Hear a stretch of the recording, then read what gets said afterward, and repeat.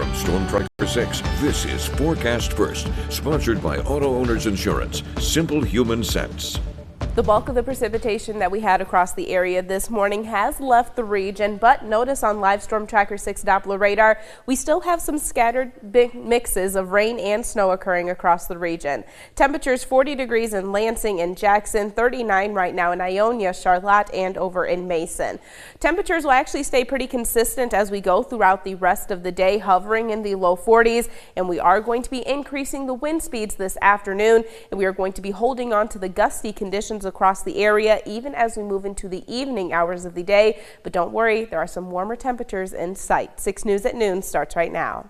WMMS is here for you, celebrating 75 years of bringing you the news with 6 News at Noon.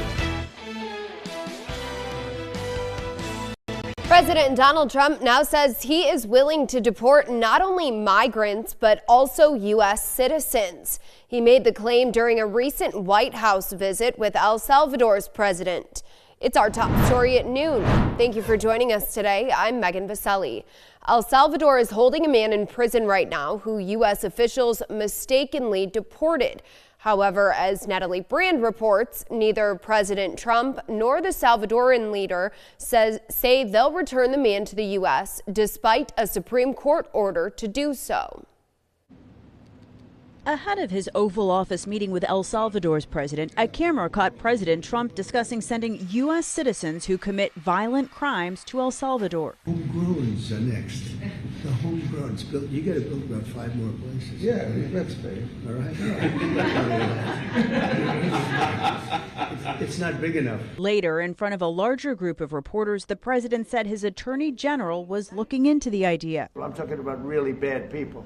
Really bad people. Every bit as bad as the ones coming in. Former federal judge John Jones says deporting Americans is unconstitutional, pointing to the 8th Amendment, which prohibits cruel and unusual punishments. Not only chilling, but it's also not going to be legal. The administration is also facing an intensifying legal fight to return a Maryland resident after admitting an administrative error prompted Kilmar Abrego Garcia's deportation to El Salvador last month. A judge ruled in 2019 he could not be returned to his home country for fear of persecution. But the Trump administration alleges he's an MS-13 gang member, something his family and attorney dispute. When President Trump declared MS-13 to be a foreign terrorist organization, that meant that he was no longer eligible for any form of immigration relief in the United States. Last week, the Supreme Court ruled the administration should facilitate Abrego Garcia's return, with Justice Sonia Sotomayor raising concerns about due process. Attorney General Pam Bondi says it's up to El Salvador. Natalie Brand, CBS News, the White House.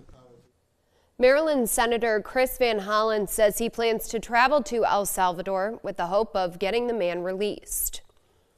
A case of the highly contagious measles virus now has been confirmed in Ingham County. This marks the first confirmed case in the county since 1994. The state says the infected individual is a 1-year-old girl who recently traveled out of state. Now local health officials are working to identify and notify anyone who may have been exposed. This is the 5th confirmed case in Michigan this year. Measles can cause serious health complications, especially in kids younger than 5, and the virus is extremely contagious. Symptoms include high fever, cough, runny nose, red eyes, and rash. If you think you've been exposed, call your doctor right away. It's tax day. You now have fewer than 12 hours to file your federal income taxes. Experts predict many of you are hard at work trying to get them done in time. And while doing so, keep these things in mind. First, make sure names and addresses are spelled correctly. If you're filing for a 6-month extension, remember that needs to be done by midnight too. The most common way to do so is through IRS Form 4868. But don't forget, the extension is only for the paperwork and not for the money you owe. If you do have to pay, make sure you're squared away before tonight's deadline. Governor Gretchen Whitmer is promoting the importance of infrastructure and manufacturing right here in Michigan. She talked to the Detroit Economic Club yesterday, focusing on how her administration continues to find ways to improve Michigan roads. Governor Whitmer also addressed what she says are negative effects of the Trump administration's tariffs, as well as her visit to Washington last week to meet with President Trump. It's not just about asking for more revenue. It's about investing in Michigan's future to create jobs.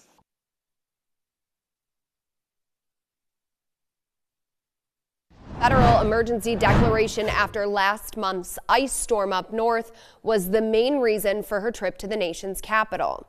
Now, despite the recent devastating ice storm, Mackinac Island State Park will be ready for the start of the 2025 tourist season, thanks to a lot of hard work by various agencies. Park officials say Mackinac Island's fire department, police department, community foundation, and the Michigan National Guard all worked together on the cleanup process. And now they report all major roads are back open. This includes all of M185, which circles the island. Popular landmarks like the Arch Rock, Sugarloaf, and Fort Holmes also are now accessible. That being said, most of the interior hiking trails off the main roads remain impassable.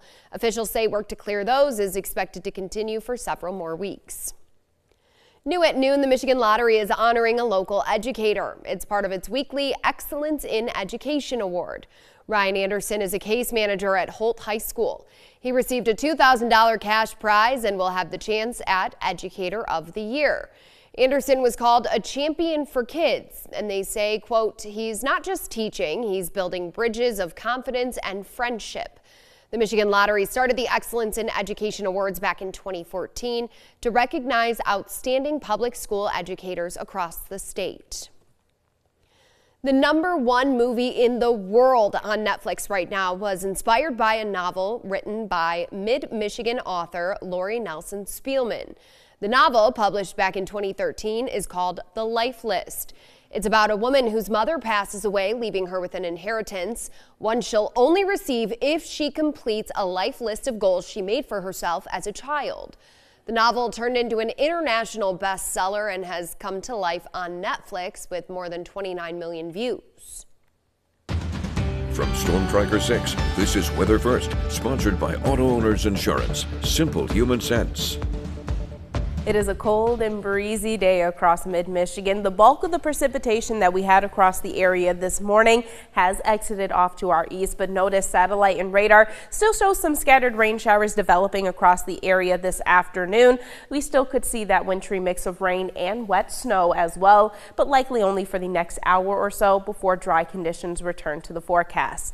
The area of low pressure responsible for all of the precipitation that we had across the area in the first half of the day currently still spinning off to our northeast. It is in weakening mode, so again, precipitation lasting for the next hour, but the cloud cover that this system is providing is going to be sticking around for the rest of the day. Here's a look at some of that cloud cover over in the Lansing area. Notice it is incredibly breezy still this afternoon. Winds currently at 22 miles per hour coming out of the west-northwest, gusting as high as 26 thus far. That has kept our wind chill temperatures in the low to mid-30s. A similar situation in Grand Ledge. We're at 40 degrees for your current and feels like temperature. Winds gusting as high as 32 thus far. Still some light rain showers occurring over in downtown Jackson. Winds currently out of the west, feeling like we're down to 31 degrees. And our final stop in the city of Hillsdale, which did experience a couple of peaks of sunshine a few moments ago. Since then, mostly cloudy skies have returned. Temperatures at 40 degrees, winds up to 31 miles per hour. Again, dry conditions returning to the forecast this afternoon, and we will hold on to mostly cloudy skies as we go throughout the rest of the day.